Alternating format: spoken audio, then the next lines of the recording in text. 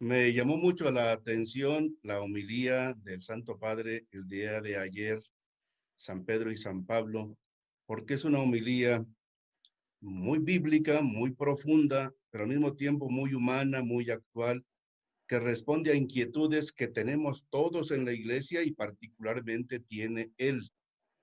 Y él se centra en dos puntos, podría hacerlo en muchos otros aspectos, pero se centra en dos, la unidad y la profecía.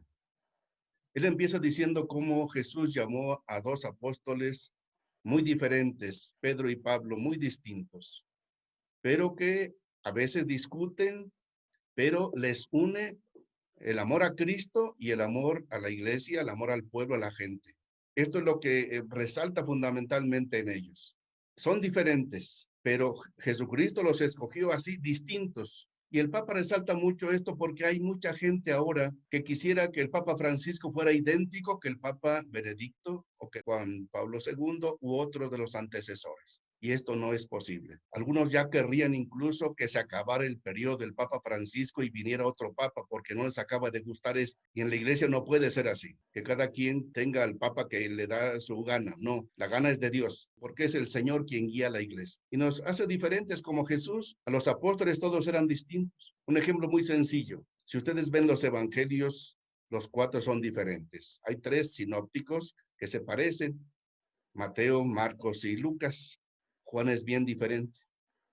Si yo te preguntara con quién de los cuatro evangelios te quedas, a algunos les gusta más Juan, a otros quizá Marcos o Lucas, pero entre los cuatro que son diferentes, si tú comparas Marcos con Juan, casi no se parecen más que en el contenido fundamental, pero los cuatro evangelios distintos te llevan a Jesús. Un ejemplo más, el mismo Jesucristo y Juan Bautista son totalmente distintos, casi antagónicos. Y en vez de estarse criticando uno al otro, Jesús admira a Juan y dice, nadie como el Juan. Y Juan dice, yo me quito todo ante Jesús, Él es el Mesías, yo no lo soy. Y son estilos totalmente distintos, casi diametralmente opuestos. Es el plan de Dios, porque así es el misterio de la Santísima Trinidad. El Padre no es el Hijo no es el Padre no es el Espíritu Santo, ni el Espíritu Santo es el Hijo. Son distintos.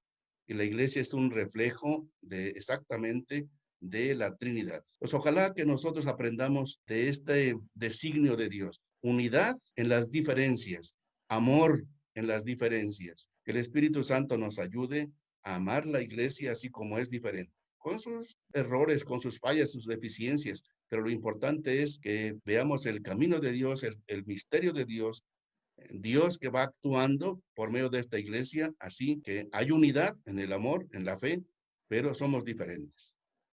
Por profecía entendemos hablar en nombre de otro, en este caso hablar en nombre de Dios, pero no se puede hablar en nombre de Dios si no se tiene la experiencia de Dios. Por eso la experiencia de Pedro y Pablo es a partir de su experiencia de Jesús, del encuentro con Jesús. Y ahí sí cambian la historia y andan por todas partes y no les importan persecuciones ni nada, pero es a partir del encuentro con Jesús. Yo me sentí muy en comunión con el Papa cuando él decía, me duele cuando oigo hablar que haya una iglesia, que la iglesia sea más profética, porque eso yo lo he escuchado muchas veces en otros tiempos. ¿Qué significa que la iglesia sea profética? No es solamente, como dice el Papa, andar en mítines, en declaraciones, en los medios, echando la culpa a todo el sistema y a todo lo demás. Sí, hay que hacerlo cuando hay que hacerlo, pero no es solamente eso. El Papa insiste, la profecía es ser testigos de Dios, ser testigos de Jesucristo. Y es lo que más nos cuesta. Pero, por ejemplo, ¿quiénes han cambiado mucho la historia? Por decir, San Francisco, es un enamorado del Señor. La Madre Teresa, una mujer de oración profunda diaria. El Papa Juan Pablo II, nos decían cuando vino aquí a México en uno de sus viajes, se pasó toda la noche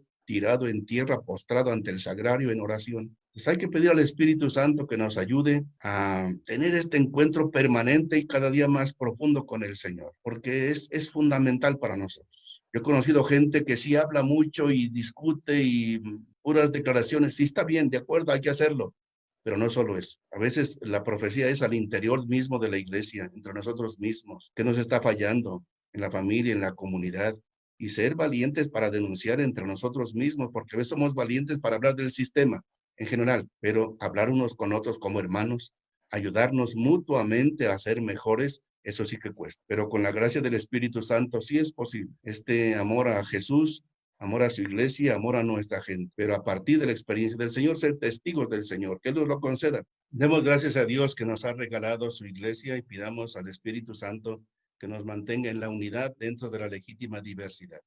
Pero esto en la vida práctica. Si a alguien le ayuda mucho a ser de renovación en el Espíritu Santo, que respete a los de comunidades eclesiales de base y al revés. Si alguien es dominico, que respete a los jesuitas. Y si alguien es legionario, que respete a los del Opus Dei.